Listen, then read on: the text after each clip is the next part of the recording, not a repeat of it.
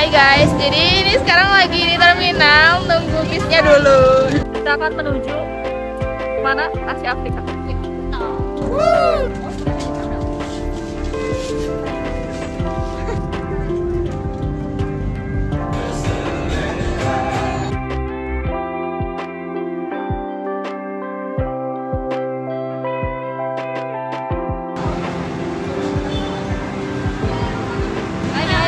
Sampai di Braga. Setelah ini kita bakal ke museum. Semoga 1%, foto-foto 99%. Hai guys, jadi kita udah sampai, tapi belum buka karena bukanya jam 11. Ini gedungnya. Nanti kita masuknya melalui scan ya, teman-teman. Tapi kita udah scan. Ya, udah. Ya. Pertanyaannya tinggal masuk. Tungguin jam 11. Oke. Ya.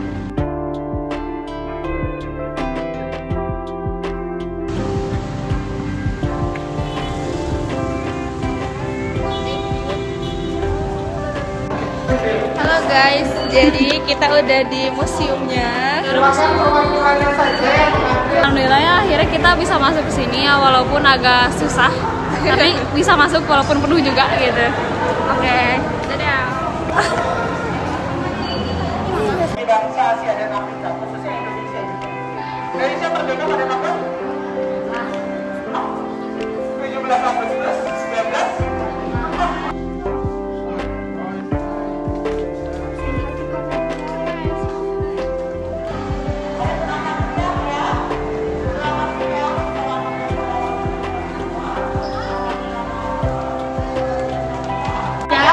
Sambutan masyarakat atau people enthusiasm. Di sini ada langkah bersejarah Bandung Mall. Ya, bisa di shoot kan? Dan selanjutnya ada ini Asia Afrika. Oh, Asia Afrika bergema dari Bandung. Terus sini boleh di shoot ya. Di shoot pak, di shoot. Di sini ada selain boleh di shoot ini penjelasannya. Lalu ada sidang komite ekonomi, ini penjelasannya. Lalu sidang komite kebudayaan, dan ini penjelasannya. Jadi ini mengakhiri preview konferensi. Ini selanjutnya, selama konferensi hadir 377 wartawan dalam dan luar negeri dengan volume berita rata-rata 200.000 kata per hari. Selanjutnya ini kegiatan pers.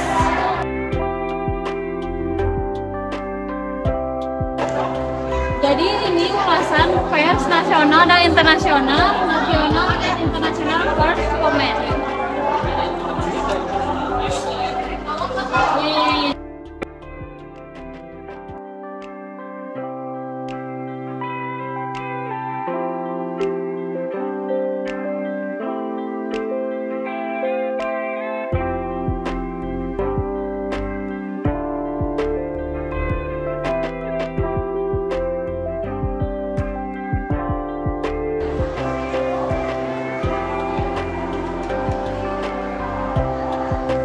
Di sini ada sejarah Indonesia.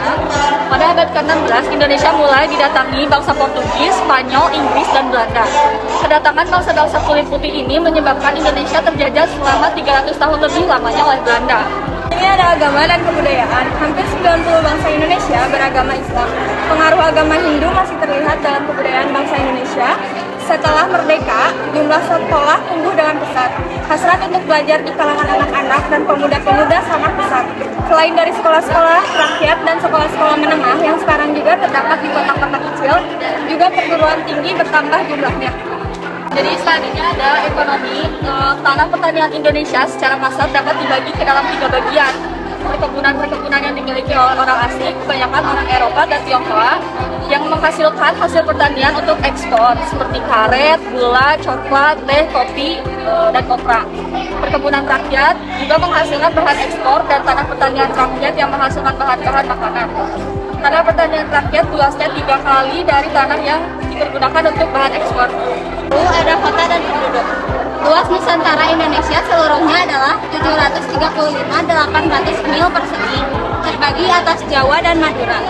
57.700 mil persegi, Sumatera 163.587 mil persegi, Kalimantan 208.286 mil persegi.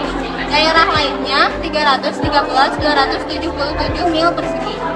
Jakarta, ibu kota negara Indonesia, berpenduduk kira-kira 2.800.000 jiwa. Jumlah penduduk seluruhnya hampir 80 juta pada tahun 1955. Ini juga ada kondisi geografi. Indonesia merupakan negara kepulauan. Pulau-pulau tersebut diantaranya adalah Jawa, Sumatera, Kalimantan, dan Sulawesi. Pulau-pulau ini semuanya diliputi gunung-gunung yang kebanyakan diantaranya adalah Gunung Merapi. Dengan tanahnya yang subur, sebelah utara Indonesia berbatasan dengan Semenanjung Melayu, sebelah selatan dengan Australia, timur dengan Filipina, dan barat dengan pulau-pulau di Nicobar dan Lautan Hindia. Selanjutnya di sini ada pemerintahan. Undang-Undang Dasar Negara Republik Indonesia yang merdeka dari berdaulat mulai berlaku sejak 15 Agustus 1950, sedang penyerahan kedaulatan dari bangsa Belanda yang ketika itu disebut Republik Indonesia Serikat terjadi pada tanggal 28 Desember 1949. Selanjutnya di sini ada agama dan kebudayaan Jepang. Konstitusi baru Jepang menjamin kemerdekaan agama. Agama-agama terpenting adalah Shinto, Buddha, dan Kristen. Shinto adalah agama asli Jepang dan merupakan campuran penyembahan alam dan penyembahan para leluhur. Di sini juga ada pemerintahannya. 13 abad lamanya, Jepang mempunyai pemerintahan autokrasi di bawah kekuasaan Tenno atau Kaisar.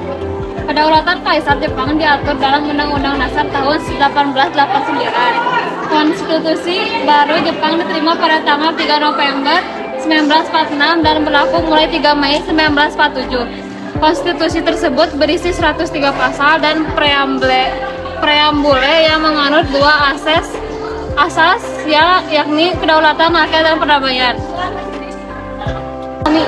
Sekalipun hampir 50 penduduk Jepang hidup dari pertanian dan perikanan, armada kapal penangkap ikan pada tahun 1940 berjumlah 20.000 buah. Jepang merupakan negara yang sangat maju dalam perindustrian. Industri yang rusak karena perang hampir selesai dibangun kembali seperti pada keadaan sebelum perang. Pada tahun 1951, hasil-hasil tambang dan pabrik telah melebihi jumlah sebelum perang. Ada kota dan penduduk. Ibu kotanya adalah Tokyo. Berdasarkan jumlah penduduknya, Tokyo adalah kota terbesar di dunia sesudah London dan New York. Pada tahun 1940, penduduknya berjumlah 6.579.000 jiwa. Kota-kota besar lainnya adalah Osaka, 3.252.000 jiwa. Nagoya dan Kyoto melebihi 1 juta. Yokohama dan Kobe hampir 1 juta.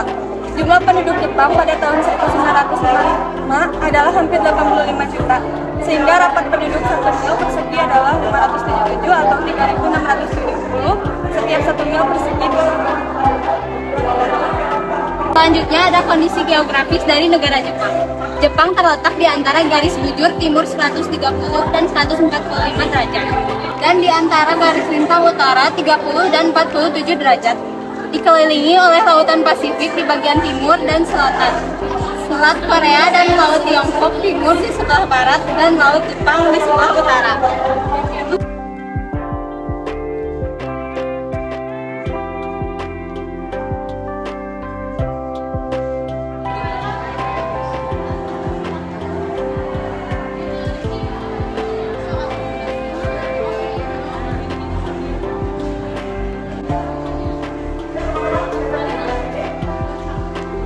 Pada bagian ini kita bisa melihat yang namanya dasar ulang.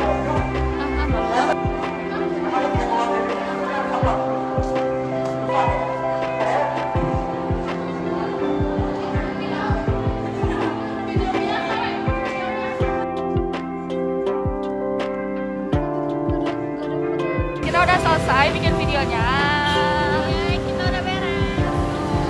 Selesai tugasnya.